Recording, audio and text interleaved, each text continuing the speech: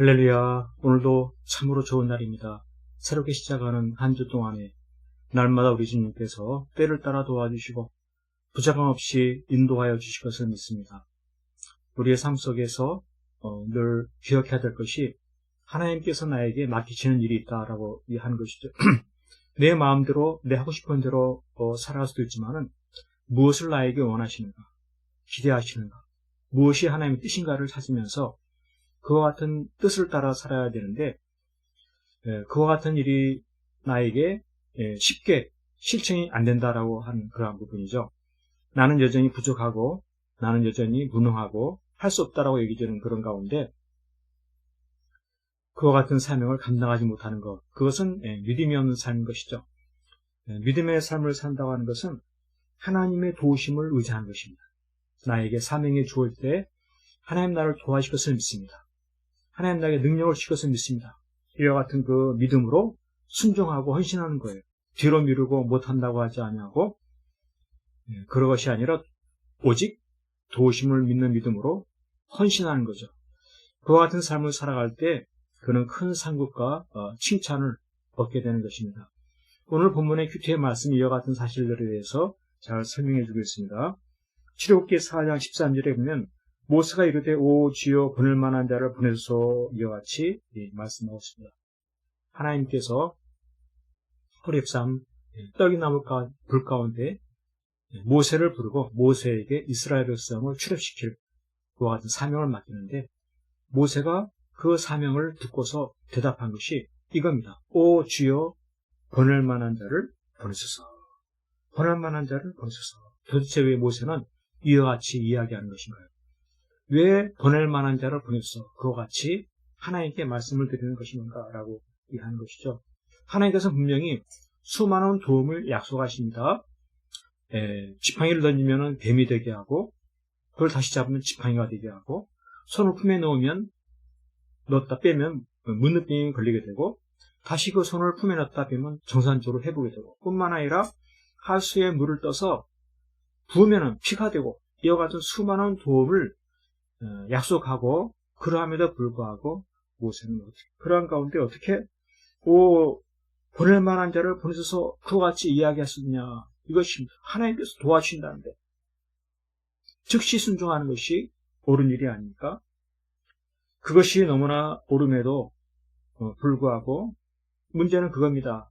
믿음이 부족해서 보낼 만한 자를 보내소서. 보낼 만한 자를 보내소서 이와 같이 하려고 하는 것이죠. 우리 하나님은 순종이 중요함을 보여주고 싶으신 하나님의 심정이 있습니다.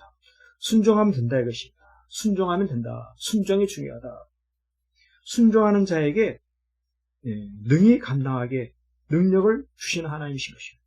순종만 하나님이 도와주신다. 이것입니다. 그런데 믿음이 부족하면 어떻게 합니까?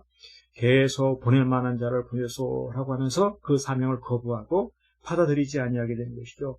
결국 모세는 하나님께 책망을 듣게 되죠. 그리고 책망을 듣고 결국 그 일을 행하게 되는 안 하려고 했던 것을 결국 하게 되고 마는 이와 같은 일이 벌어지게 되는 것입니다. 오늘 우리의 삶 가운데도 하나님께서 원하시는 맡기시는 일들이 있습니다. 거룩한 삶, 성도로의 삶, 신앙의 삶, 말씀과 기도의 삶, 예수님을 증거하는 전도의 삶, 하나님께 바치는 헌신의 삶, 여러 가지 것들을 나에게 요구하시고 가르쳐 주시는데 내 마음 가운데는 그것에 대해서 어떠합니까? 믿음으로 아멘 할렐루야 내가 즉시로 순종하고 헌신하겠습니다라고 그것이 저절로 됩니까? 내 마음속에 모세처럼 오 주여 보낼 만한 자를 보내소라고 하면서 하나님 나는 이와 같은 일을 하기에 너무나 역부족입니다. 나는 도무지 들을 수 없고 헌신할 수 없고 형편이 도무지 안 됩니다. 라고 하면서 그것을 실천하지 못하게 되는 일들이 많죠. 왜 그렇습니까? 바로 믿음이 부족하기 때문에 그런 것입니다. 믿음이라고 하는 것은 내 자신의 능력을 보는 것이 아니라 하나님의 도우심을 바라보면서 순종하는 것이에요. 신앙생활도 힘들고 어려워도 바치고 헌신하는 것도 힘들고 어려워도 순종하는 것입니다. 그래도 헌신하고 그래도 바치고 그래도 순종하고 이것이죠.